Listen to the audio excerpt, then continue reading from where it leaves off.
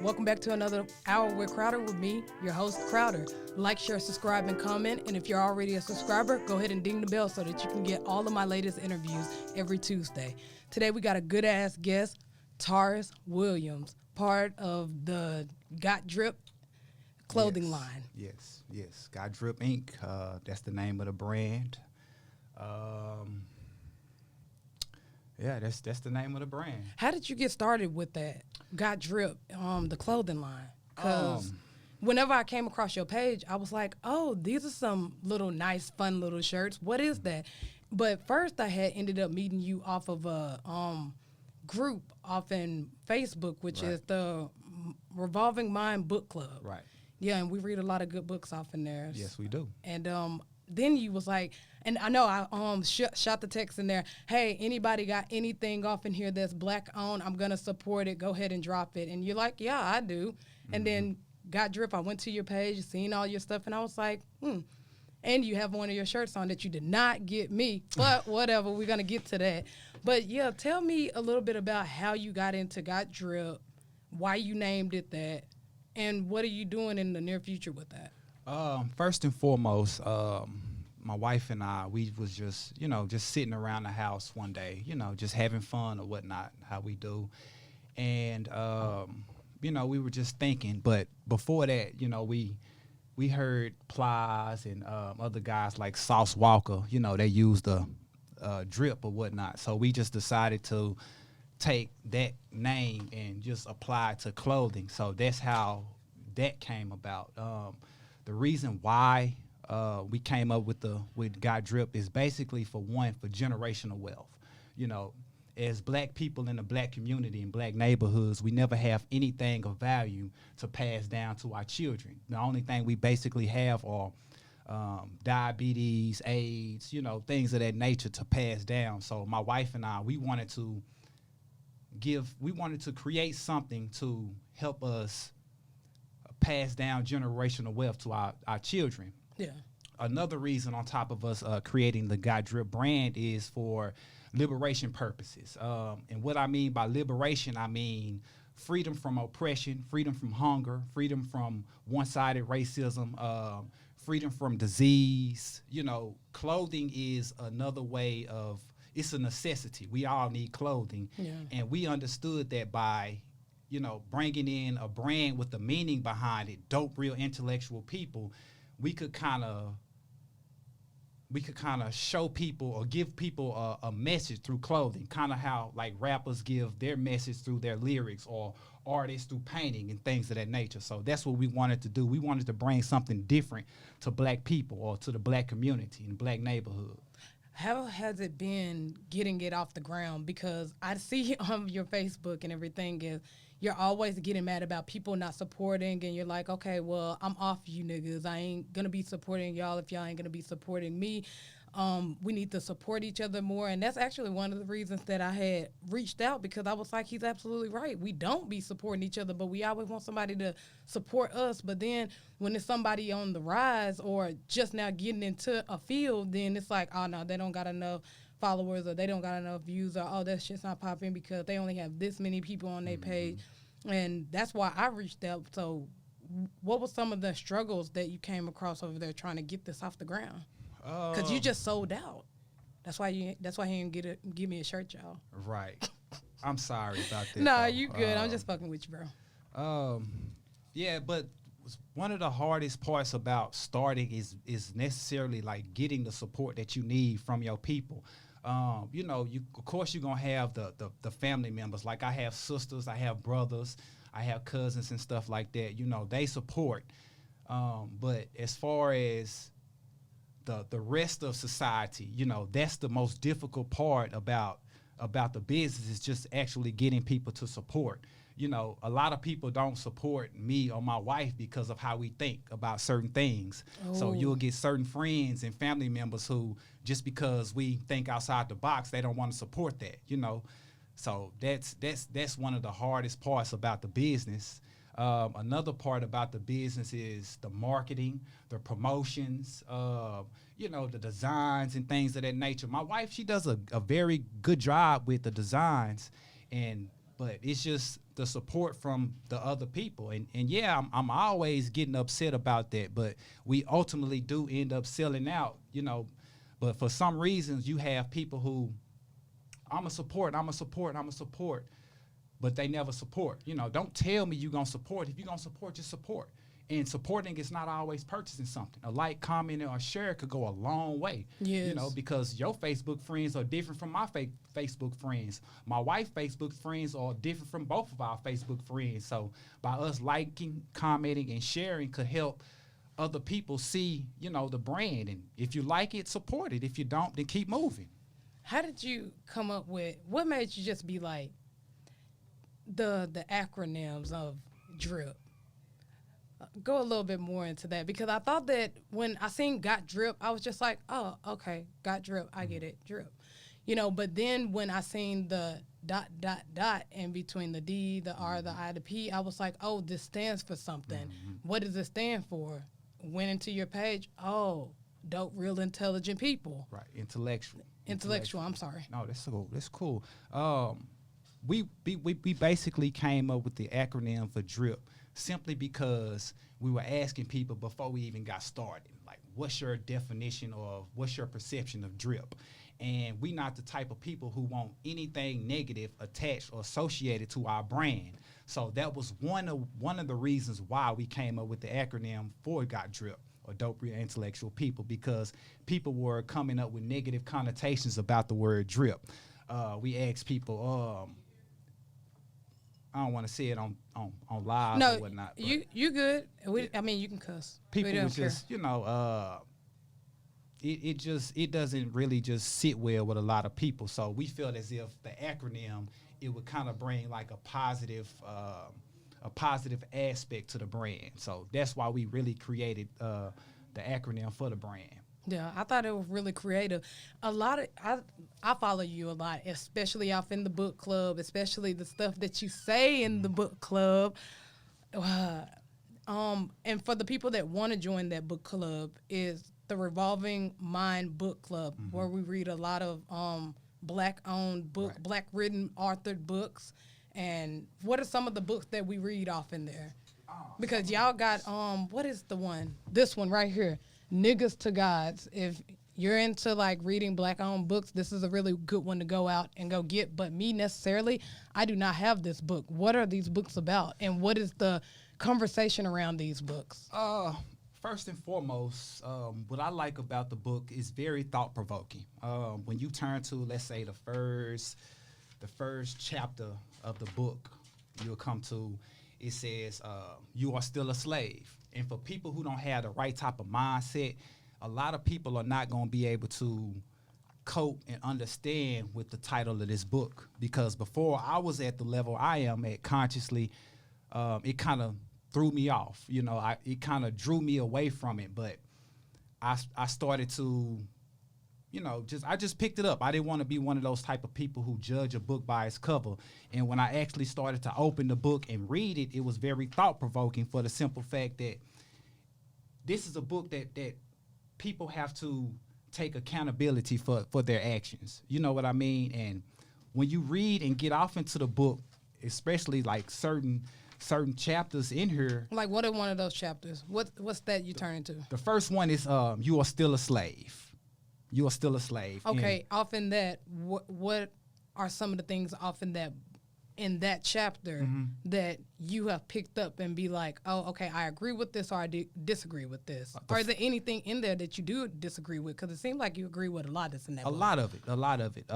People get a misconception on slave. People think that slave is just something. Well, slave is physical, but when we talk about enslavement, it's different forms of enslavement. You have mental enslavement. You have historical enslavement. You have religious enslavement. You have all these forms of enslavement, and enslavement is much more beyond than physical slavery. You know what I mean? So when it says stuff that you are still a slave, we are still a slave. The chains are off. But how are we still slaves? Because we are slaves to these corporations. We slaves to brands. I like Nike. I like Jordan. But guess what? We are slaves to these different brands because They keep us going and going and going to purchase these brands. That's the reason we came up with Got D.R.I.P Inc.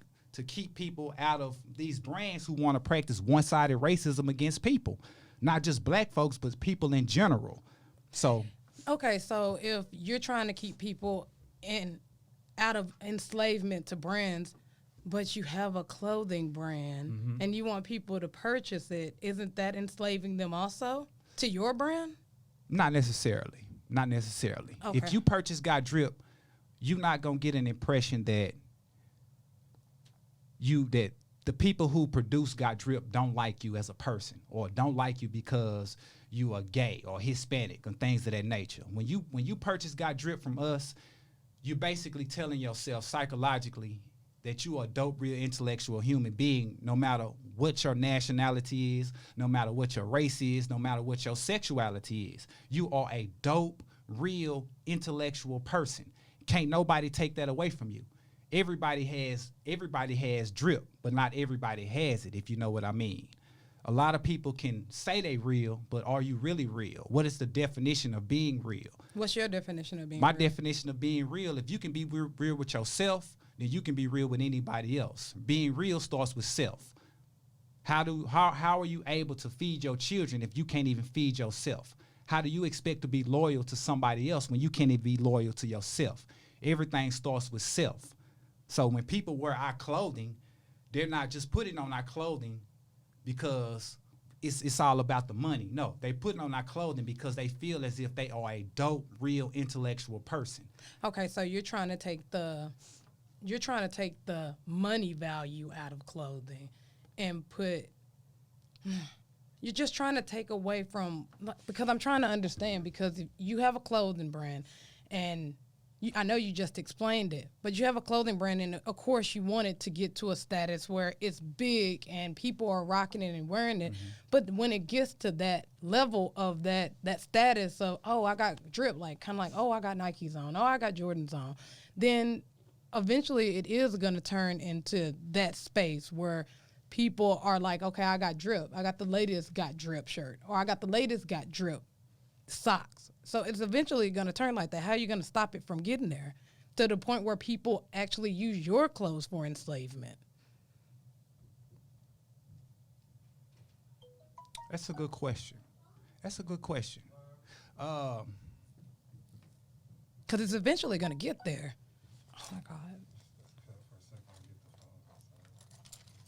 If the individual's mindset is not corrupt, then he could take a brand like this and use it for something that is more beneficial or more positive in society than compared to Nike, because they have a saying as well, just do it. Well, just do what? If I'm a crackhead, you mean just smoke crack. If I'm, strung out on drugs, that means just continue to be strung out on drugs.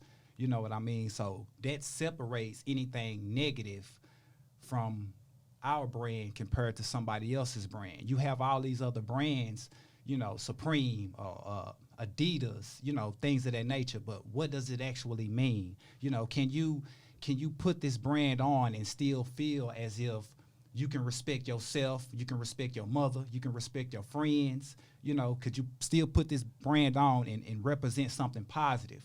But like I say, it's all about a person's mindset. Yeah, because that's actually one of the main reasons that I don't label chase is because it's just this persona that you got money because you this, or you're this person because you have Jordans, or you got this amount of money because you have Louis Vuitton on. But what a lot of people don't understand is them motherfuckers on the bus. Right. So it's like, I don't do that, and I know my self-worth, so I don't have to wear those things. I know I have money in the bank. I know that I have a good job. I know that I'm a, real-ass person. I don't have to wear those things to do that. But, yeah, I thought that, I just wanted to ask you that question because I was like, hey, it is what it is. But back to that book or whatever, what is it off in that book that you can give to people? Because okay, I know that the Muslim, or what is it, the NOI, the Nation of Islam, they read that book. They promote that book. I actually have Riza Islam book, his newest book. And it's a good read. I'm not too wild about the aesthetics of the book because it looks like it's just copied and paste, but it's a good read if you can get past that. But I haven't read those two books right there. Is that volume 2? What did they have to talk about in volume 2 that was different from 1? Because first of all, what is 1 in a whole saying? Just the baseline of it, a good summary of it. Basically, just to give you a brief synopsis of what it means is written in the title, From Niggas to Gods. And honestly, the word nigga is not who you are. It's just an action. So you can act like a nigga, just like you can act like a god. We were all created in our creator's image and likeness, you know. So when you read From Niggas to Gods, it's basically putting your mind in chronological order, getting it from going from a nigga's mindset or a Negro's mindset to a mindset that of a God. You know what I mean? Yeah. Of course, we can't be gods like our universal creator, but we do have the opportunity or ability to resurrect ourselves mentally and understand what's going on from a mental perspective. So when you read From Niggas to Gods, it's taking the accountability and placing it on the individual person instead of blaming the devil or trying to scapegoat other people. So when you read this book, you have to read this book with an open mind to where you want to take accountability for your wrongdoings. You want to take accountability for your mistakes that you made. You want to take accountability for all the bad things you've done in your life. That way you could help correct those mistakes by not making the same mistakes again. Yeah, I seen that on one of your Facebook posts that you said that your daughter had asked you something. Your son had asked you something about God, about why is it that if God knew that the devil was bad, why did God make the devil in the first place? And you said, "Oh yes, good, good son. These kids are smarter than us." What are you doing right now? Because I know that you have a different perspective of religion, and you constantly ask questions, and it's like crickets on there. Nobody wants to touch that subject, but you touch it, and you touch it every single day. First of all, I want to ask, what is your perspective about religion and why? First and foremost, especially reading that book, because they have a different mindset about heaven and hell, God and the devil, and all of that stuff. Yeah. I practice a science called noon science, and noon science is basically the science of sound right reason. And sound right reason is just basically and scientifically pure intelligence. That's all it means, pure intelligence. My perspective on religion, I'm not religious at all. Never grew up religious. My parents was not religious. That's crazy. You had black parents and they wasn't religious. It's not religious at all. Never prayed. My father, my mother never asked us to do any of these things. So we've always, since we were children, had the mindset or the free will as we was given with since birth. So we never grew up religious. My brother, he was actually one of the members in the new Black Panther Party that was originated in Dallas. So we have some history, as far as religion is concerned and being within the movement. But our parents never grew up religious, so we never believed or subscribed to the God in the Bible or the God in religion. We've never subscribed to that. My perspective on religion as a whole is religion is racist. Why? How you say that? It says what in the Bible? It say we all created equal or something like that. Yeah, that's what it says. But when you really look at society, are we really equal? Why is it that one race of people is up and the black race of people are down? Yeah, but everybody can twist anything. You can. You can twist any book. You can twist that same book that you have right there and turn it racist too. You can. So it's like, okay, yeah, the Bible do kind of sound like, especially when you read it, and I'm not, subscribed to really anything either. I'm more spiritual. I just decide to have a personal relationship with God instead of, doing all of this fuddy-duddy stuff in the Bible, because a lot of it don't line up. And a lot of it does sound, I don't think that's right. Right. But I don't think that it's fair to say that because it was written in the Bible and that it's the white man's Bible. I hear that a lot, is that it's the white man's Bible, but we don't know if it's the black man's Bible either. And a lot of that they say that was taken from Kemet, Egypt, and they perverted it and turned it into the Bible. So if they perverted something, then they had to get it from somewhere. Right. And that place where they got it from, it is many different parts where they got parts of the Bible from. A lot of people don't know that. We always just think it's Kemet, but a lot of black people don't know that it was a race of people alongside the ancient Egyptians from my time. Who are those? They call them the Phoenicians. Okay. The Phoenicians are an extraction of the Hindu race of people. So at the same time, you have these Egyptians over in Egypt, but you also have these ancient Hindu people who lived around East Asia somewhere up in there. And out of that race, the Hindu, you get the Phoenicians. And then out of the Phoenician race of people, you get the Caucasians. See, a lot of people don't know that Caucasians, they're not going to tell you this. They're not going to tell you that Caucasians actually came from a group of dark-skinned people, not Africans. Everybody say they come from the mountains, though. That's what they say. But everybody has a common ancestor. Our common ancestors are African pygmies who existed millions of years ago. It's a book called They Came Before Adam that you probably could find on Amazon or at the Pan-African Connection. But it's a book that was written in 2006 called They Came Before Adam, or They Lived Before Adam. And the pygmies are a group of African people who are about 5 feet tall. Those are our common ancestors because they possess the same type of trait, the kinky hair, the dark skin that we possess now. We have different shades of black, but Caucasians didn't come from African people. They came from the East Indian tribe of people, or the Phoenician branch of people. Oh, that's just mind-blowing. You really low-key just making me like, okay, damn, now I got to read all these books so I can figure out what's going on. How did you stumble upon all this knowledge that you got? It wasn't that you just wake up and said, the Bible telling a lie, and then just went on a quest, or what? Did somebody say, hey, you should read this book, and then it just went from there, or what? Yeah, that's how it happened. I had a kin, shout out to Quasar, 9 Reason.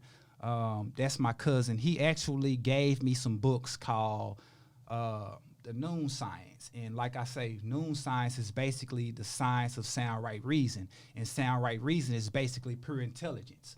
Well, Noon, it also deals with origins of persons, places, and things. Also, all space, all matter, and all time. I subscribe to a higher science. I don't subscribe to a religion. The science that I do subscribe to is called Noon Science.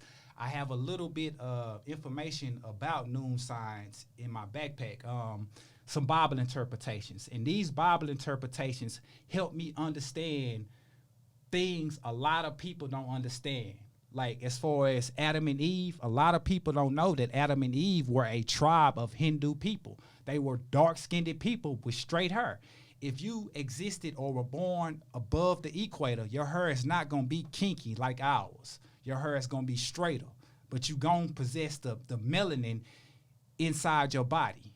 So that's what the whole misconception was. It was two races of great people. Egyptians who in Egypt or Kemet or Ethiopia, the original name, and then you have these Phoenician people.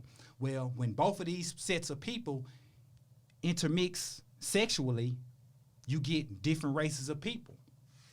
I feel like that when you talk about that, I feel like that's where that verse in the Bible came from, when it says don't mix tribes. Mm-hmm. And then we mixed it. Why do you think that they said that in the Bible? Because I talk to a lot of people like you, like that's trying to figure out the origin of the thing. They're trying to figure out what's really real in the Bible, what's not. What did they take this from? What did they learn this from? And a lot of people, I've heard everything from black people got gold dust in their blood system, we're aliens, like just a whole bunch of stuff. And so I lost my point. But you have a lot of knowledge on what's really, really going on. And I feel like when they say don't mix tribes, I think that that's where that came from, because they knew it was going to be fucking hell here on this earth when you start mixing tribes. Because, I mean, people that's, especially right now, people that's mixed, they don't know what to do, because you got black people fighting with white people. We got white people fighting with black people, Mexicans doing this. And if we wouldn't have mixed in the first place, then we would all have our little continent or all have our little space, and nobody would be really fucking with nobody. We just have pure dark people, pure white people, pure Mexican people. And I'm not saying that it's not, I'm not saying that there shouldn't be mixed kids. I'm just saying, like, according to the Bible, that probably why it was wrote off in there. What do you think about that? Well, according to nature, and when I say nature, I do mean all space, all matter, and all time, plus all persons, all places, and all things. According to nature, we are not supposed to mix regardless, because it creates something that's called miscegenation. You know what I mean? And that's basically killing off or destroying the races. If you've seen the movie Get Out, you remember when a little white girl was eating the cereal separately, the Fruit Loops separately, and she was drinking the milk by itself? Yeah. Well, see, they understand in order to keep things pure, you have to not mix races. You can't mix. That's why she was eating the cereal by itself and drinking the milk by itself, because she understands nature from a perspective that most people in America don't understand racism. A lot of people get it misconstrued about racism. You see, racism, according to nature, is two different ways or two different types of racism. You got racism that's against knowledge, and you also have racism against skin color. But according to nature, racism is the natural honor, love, and respect I have for my race, you have for your race, a Caucasian has for his race, an Asian has for his race, an Arab has for his race, etc., etc. So basically, we shouldn't be mad at people that go in the street and say, white power. No, because we can say black power. And when you really look at it, all they saying is black power, or all they saying is white power. It's a power base. It's a power base. Ain't nothing wrong with saying Caucasians gonna teach Caucasians, or Caucasians is gonna provide the food, clothing, and shelter for other Caucasians. Ain't nothing wrong with equal racism. But when one-sided racism starts, and you get one race of people who wants to put their race above everybody else's, that's the most evil and most negative type of racism that a people could have. And that's the type of racism that we need to get away from. And we can't lie and sit here and say that, everybody is racist. No. If you really look at it, it's one race being racist or showing one-sided racism toward other races of people. So why do you think that black people haven't picked up on the fact that we should be racist? Because they don't understand. Most of us, some of us don't understand. But for us, we could all get together and we can be like, you know what?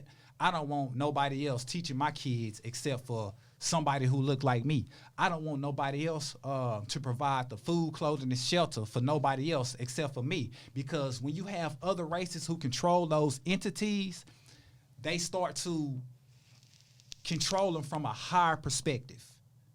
You know what I mean? They control the resources, they control the education, they control the entertainment, they control the sex. And when you have these races who are one-sided, it makes it so negative and so hard for us to actually understand who the real enemy is. Yeah, but right now we kind of need, I'm not going to say we need them, because if enough black people was woke, and I really hate saying that word because it's kind of veered off into who knows the most knowledge, and usually it's just knowledge that you regurgitated from someone else anyways. Mm-hmm. When I ask people about stuff like this, they really don't have like the background. They just looked at a YouTube channel of some young kid talking about some other thing that he's seen on fucking Facebook or YouTube or whatever.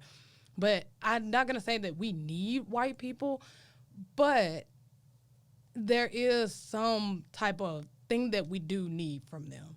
because right now we as a people we're not there just yet, and we do need their help to do a couple things. What do you think about that? Do you think like, oh no, we don't need white people, or do you think like, what do you think about that? Because my whole stance is we need them for now. Yeah. Honestly, just my opinion. We need all people. You know, we need all people. We need Caucasians. We need Asians. We need the Arab. We need the East Indian. You know, we need all races of people, because this planet wouldn't revolve the way it does if it just was black people on this planet. So we need all people. I'm not a one-sided racist. You know, I love all people. I just can't stand the fact that racism today is so systematic. You know, it's so against every other race. You want to keep one race at the top and other races at the bottom, when black people, we are the main consumers in society. And we have the ability to organize our racism and put it back for us. You know what I mean? Yeah, but we're not doing that. We've been told 1 billion times that we are a $1 trillion race, and people still don't spend with us. Like, people still don't. I seen some dope ass shoes. I wish I knew who the owner or the maker of those shoes were, but they were black owned, and I was like, those are tight. Like, I want those, you know, and I wouldn't really mind paying the $150 that, you know, they were or whatever. But for one, I ain't got it. And for two, I'm just like, okay, how good do I know this person? Am I going to send $150 in and then get scammed or what? Because it's because of systematic racism and historical racism, like you were saying, everything down from the house nigga to the field nigga. They've created this barrier between us as black people, light skin, dark skin, good hair, nappy hair, which all hair is good. It's just you gotta take care of that shit. You can't be going around washing your hair every motherfucking day and then wondering why that shit dry. But but like, they've created this barrier because of that racism that you was talking about, that one-sided racism. They psychologically enslaved us to think that even our own isn't good for us. So we do run over to the white people, and we do think that their stuff is better quality. What's the phrase? White ice is colder. White ice is colder. Yeah. So why do you think? Not why do you think that is, but why do you think we haven't just picked up on it, especially in the age of technology, at the age of everybody knows something, mainly because of this. You know, you can literally look up anything, and people really tell you everything that's going on. But we still just run to those, you know, not white, but everything. I mean, we go get Asian food from Asian people when, you know, I can cook you a egg fried roll or whatever, you know? And then, you know, you go to white people, get your clothes when, you know, you got Got.D.R.I.P right here, and you got the young man making shoes or whatever over there. Like, why we still haven't picked up on it? One word, in my opinion, self-hatred. Self-hatred. This is a nature that we have picked up from the Caucasian race. And the reason why I'm saying the Caucasian race, because it's in their nature to deceive, to trick, to bamboozle, to lie. But wait a minute, how do you know that though? That it's in their nature? You just have to understand the Caucasians. If they didn't have other people or other races to do it to, who would they really do it to? They would do it to themselves. If it wasn't for black people, you and I, they wouldn't know how to take baths. You know, they wouldn't know how to cultivate. They wouldn't know how to farm. They wouldn't know how to do none of these things if it wasn't for us teaching them these things. So that's what we went wrong at, trying to show somebody else something. You know what I mean? This is just a historical thing when you look at it. When you look at it, the Egyptian, so you basically saying that it's in their DNA to do these things because of like historical background. It's in their DNA. We sun people. We don't have to go out and be thugs or be criminals or be, you know, all these negative things, because when we talking about Africa or Egypt, in a place where you can just walk outside and feed yourself, you don't have to go hunt and kill for food or water, you know, or shelter. You don't have to do any of these things. But when you around this cold area, you're more prone to be more violent when you don't have that mindset or that chemical, that God's chemical. What is it, melanin? But wait a minute. Okay, so taking it back, you said that they was the cousin race of these Hindu people that had straight hair. Right. And when you're near the equator, then, you know, you were going to be dark-skinned or you have kinky hair or something like that. But they came from these people that the Phoenicians. I'm sorry. The Phoenicians. They're a cousin race of the Phoenicians. Right. Okay. And those people have melanin. Yes. Okay, so how did those people that have melanin get to these fucking mountains is my question. How did they get there? They were kicked out they were banned from Asia and Africa. That's the setting of the Garden of Eden, Africa and Asia. Okay? And when you go against the laws, let's say the sun god, if Adam and Eve were, let's say, priests and nuns, like the Roman Catholic priests and nuns of today, if they were priests and nuns and they supposed to be celibate and not have sexual intercourse, you have to ask yourself, what helped them have sexual intercourse? Well, you remember the apple? The apple in the Bible is symbolic to aphrodisiac or some type of sex stimulant to help them have this sexual intercourse. So that was forbidden for them to have sexual intercourse. The Caucasians are basically a genetic mutation of or offspring of black people through a process called DNA methylation.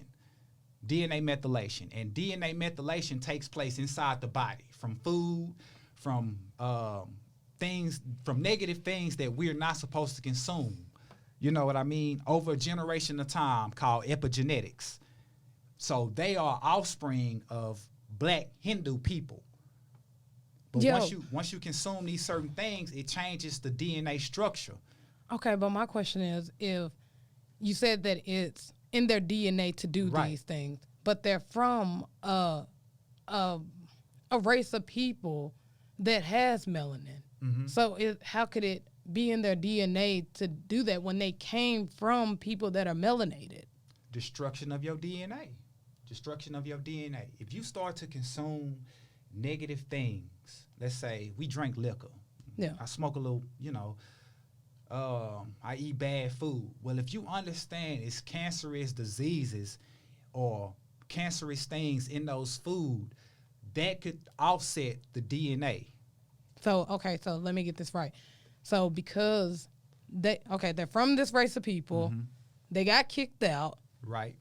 Started having babies. Started having babies where? In the mountain, in this Aegean Islands. Okay. To be exact. Okay. So having babies in the mountain, start eating meat. The parents, the ancestors, the original parents were consuming these negative things. And over time, that caused them to have albino offspring. That's what it was, albino. Okay, so the albino people is the ones that really got kicked out into the mountains. Let's say Adam and Eve. They were kicked out because they, first of all, had sexual intercourse, which was forbidden by the laws of the sun god. They were kicked out, sent to the Aegean Islands where they started having children. The first set of children, or Caucasians, were albinos. Out of albino, you get Caucasian people. It's a book you can get, Dr. Francis Cress Welsing's book. It's the ISIS paper. You can get the ISIS paper. You can even download it as a PDF on your phone and read that. That'll help you better understand where the Caucasians actually came from. They came from black people. They're not going to admit that, but they're not going to tell you how they came from black people. That's all that shit just made my mind. It's a mystery. That shit make my head hurt. It's a mystery. But I want to bring up something that you said inside of the book club about Malcolm X. And everybody knows that Malcolm X is like, in the conscious community, he's Tupac. Loved. Yeah, everybody want to be like Malcolm X in the conscious community. So you said something along the. Actually, I'll quote it quote for quote. Please do. Please do. Okay, yeah, because I don't want to get you messed up or anything like that. We were talking about Malcolm X. We was talking about, people, these rappers. I think we said something about Kevin Gates and stuff like that. And we was going into a whole bunch of stuff about rappers. And the quote, I don't give a fuck about no celebrity. I love Malcolm X, but that nigga was part of false agenda too. Or the Matrix. These motherfuckers not real. So along with that, you started going back and forth with a lot of people off inside of the group. Right. And I don't know if some people left the group or was they just on some this nigga tripping, but I was there for the whole thing. It was 5 o'clock at night and I work overnight and I was like, I want to see where this goes. And you had some very interesting, and first of all, the point of view of it was interesting to me. And then you brought in I don't want to say facts because it's a lot of stuff in there that I kind of don't agree with, but you brought in some evidence that I think was it was all right. I liked it. So can you tell us a little bit about why you think that Malcolm X was a CIA agent? Oh man, yeah, I could most definitely explain why I feel like that. It's just an opinion, but it's some facts but facts, to understand facts, it takes a lot of reasonability. It takes a lot of thinking and reasoning. But the point that I was making was in 1956, I believe, and still going on to this day, J. Edgar Hoover, the CIA, and the FBI created I don't know what to call it, but they created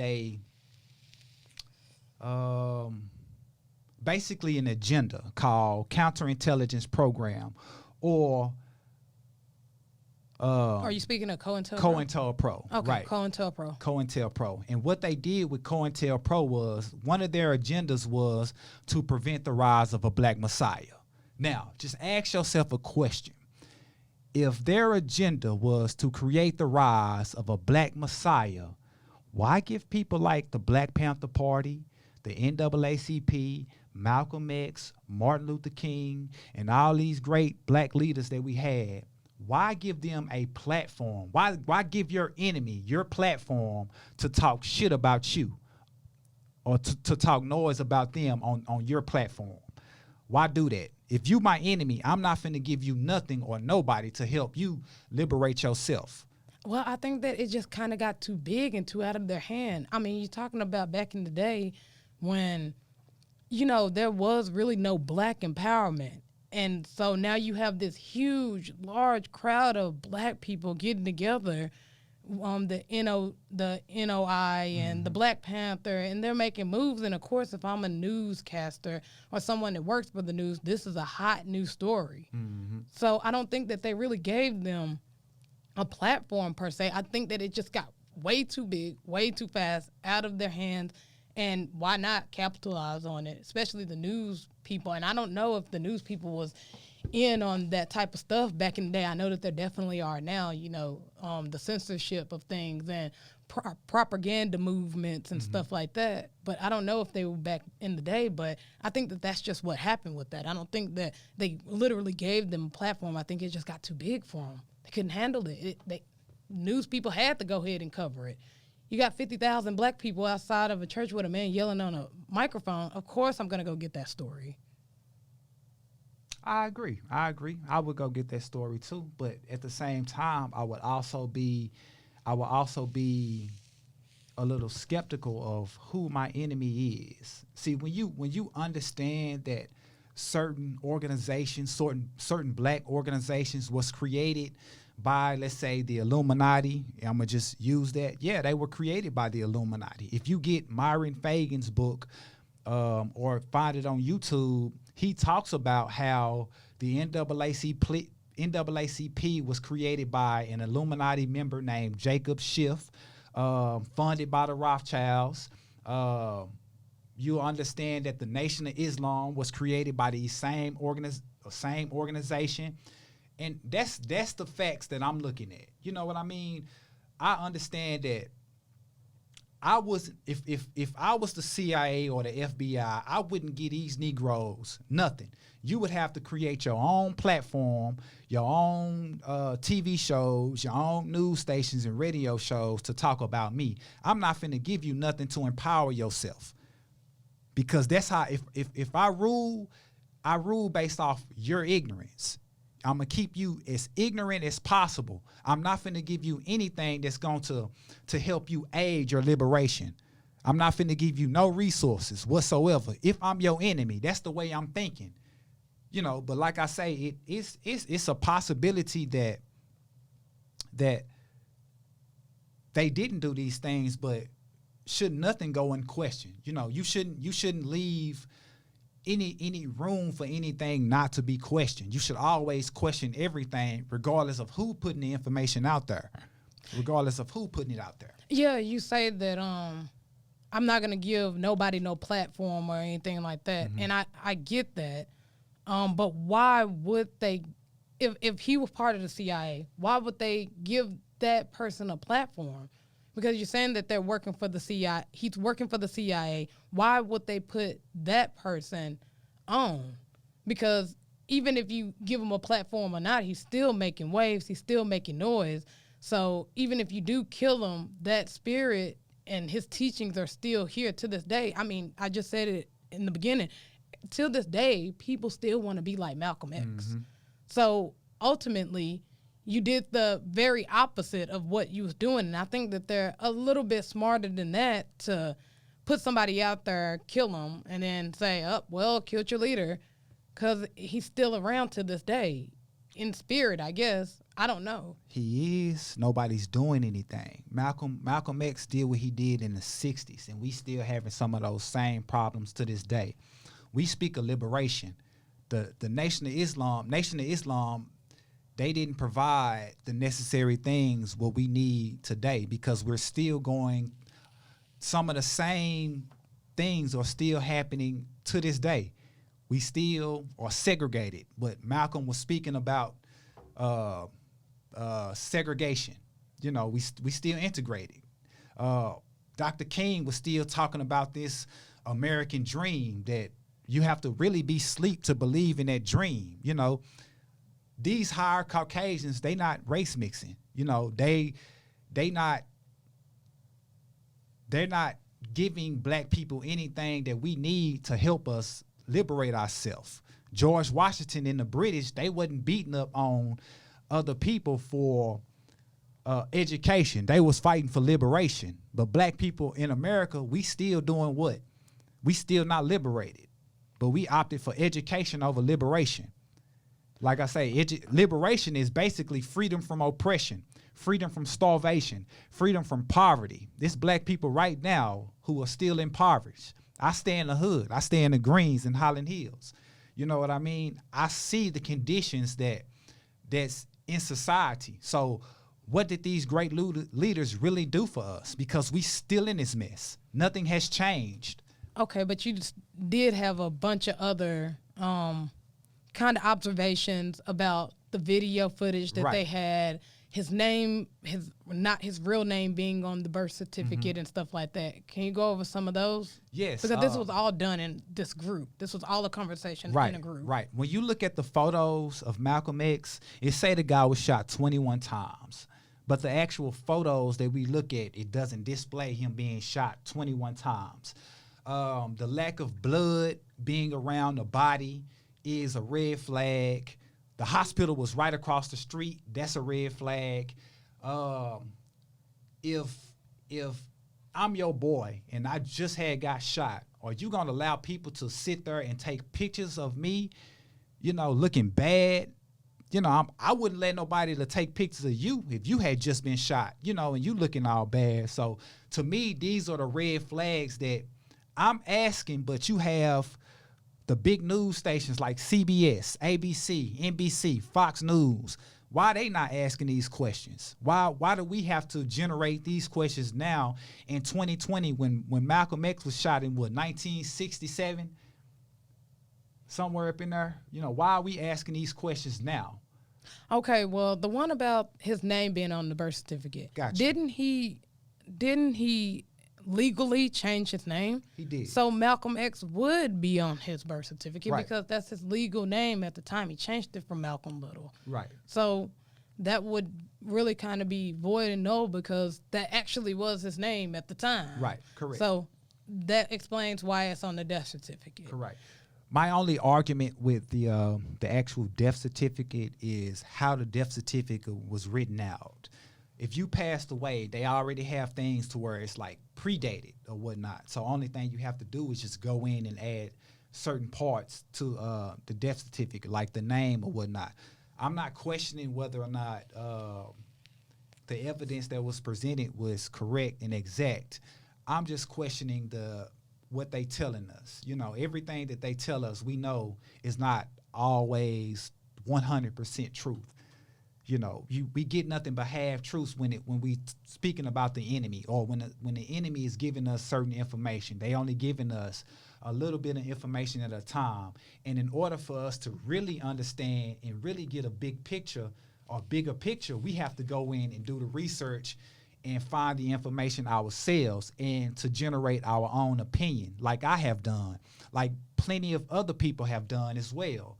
You know, we go in, we see things, and we question things ourselves. We just don't go based off what society is telling us, because we know these people lie to us. They lied to us today, and they've been lying to us for years in the past. So it's not something that these people just started today. They have been doing this for years to come, and still lying and deceiving the people now.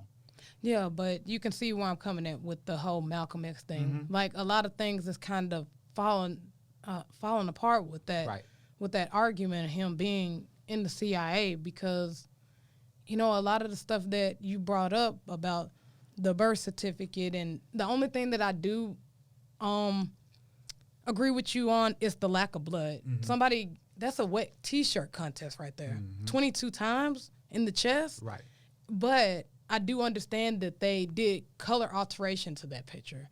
And if you know how color alteration works, then you can align it to the closest of what you thought that would be. Mm-hmm. And so who knows what, you know, they could have altered out. They could have maybe altered out the blood, because the video that you sent me that I looked at, that will be in the descriptions, mm-hmm, if anybody wants to watch that video. It's 6 hours, so get your popcorn for that shit. Right.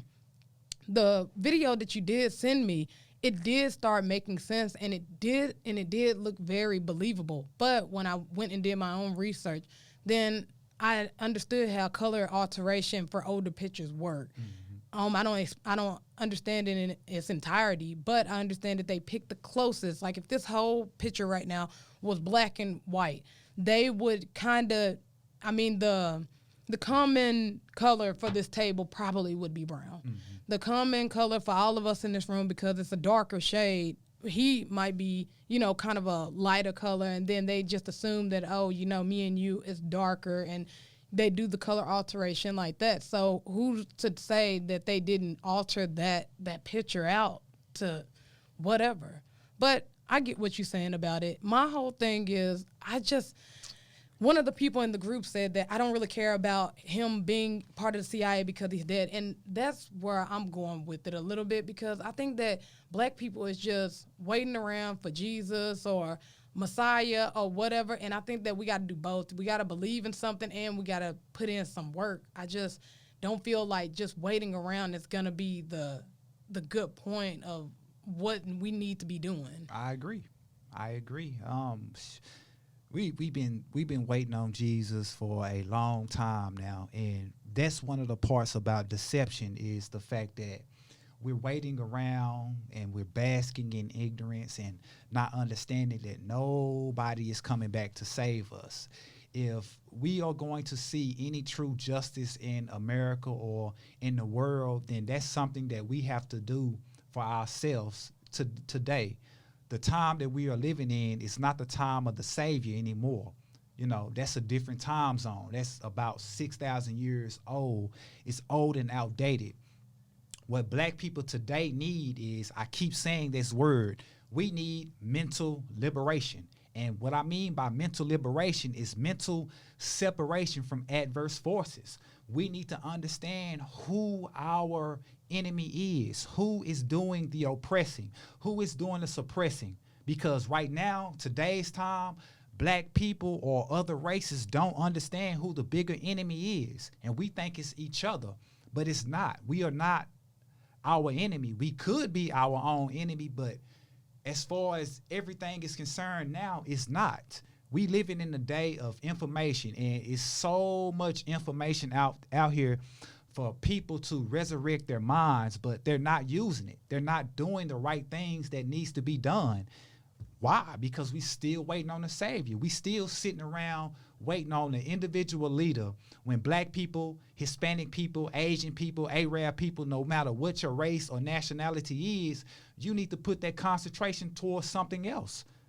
Yeah, because whenever, like, I go to church or whatever like that, then I always have a bunch of questions. Of course, they never really get answered, right? But I just be like, okay, everybody off in here is putting tithes off in here, and we could be putting that towards a bank. We could be putting that towards a school. Like, why are pastors living off of the church's money, but Abak is a really good one? It's in what, Duncanville or Dallas or whatever, and there's no Abak school, there's no Abak bank, there's no Abak grocery store. It's just the church, and it's huge. Have you seen it? Yes. Yeah, of course you have. Everybody see it.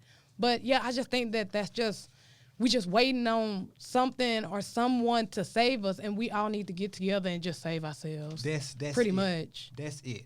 In the science I practice called noon science, we deal with kingdom building. And kingdom building is me getting myself or liberating myself, helping my family liberate themselves, and then moving on towards your neighborhood and your community. It's called kingdom building. I can't do anything for you or the next man or woman or child if I don't even have the means or necessities to do it for myself first.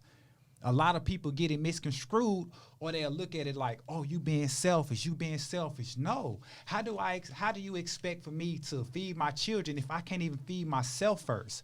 That's not selfish. That's understanding you are the key player in being successful. You are the person who will rise above all this adversity or be at the bottom of all this adversity. We are the reason behind liberation. You know, it starts with us. Not saying that I don't care about nobody else, but we don't need a black leader anymore because we are all leaders individually. And if we all come together as leaders, then we can help really make some changes. It'll go back to, well, shit, if we do have Malcolm X and they assassinate Malcolm X, well, guess what? There's one leader that's dead. Now we ain't got to worry about doing nothing for nobody else. Or now we ain't got to worry about doing anything for self because we put all our energy into this one leader when all of us should be individual leaders and rise up against oppression ourselves. Come together and just rise up against oppression. They can't kill us all. They can't put us all in prison. You know, they can't execute us all. So what are we going to... That's the best thing for us to do is come together as a race collectively and make things happen. Other than that, we still at the bottom of the totem pole. Whew. Yeah. Well, we're going to go ahead and finish up. I really, really enjoyed you. Tag anything off in here if you want people to go to your website, your Facebook page, or anything like that. Yes, indeed. Yes, indeed. Most def. I appreciate y'all for having me. Appreciate it. Yeah, you don't want to tag anything? Like your clothing line, nothing like that? Facebook page, Revolving Book Club, what? No, I just want to say shout out to my wife, shout out to my children. You know, for the people who support, shout out to a Crowder with an hour with Crowder. You know, shout out to the radio show, man. I appreciate the opportunity. Black people, we need mental liberation. You know, we have to focus on us and the right things and quit putting our energy and time in the wrong direction. So, you know, positivity coming from everybody, man. We need that. And understand this. Just being positive, nothing is going to come positive, okay? Because you have to understand that the universe is a gigantic system of opposites and balances, okay? So when you do positive things, you don't get nothing positive back. You get the opposite of positive, all right? That's just the way it is. That's the way of the universe. So take that one time.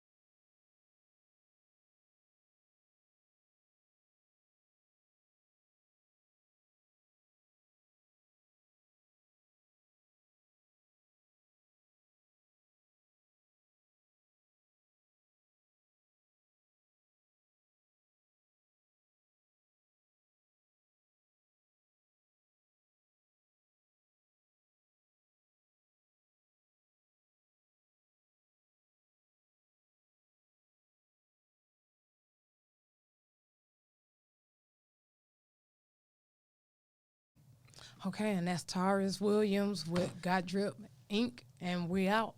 Yeah, appreciate it.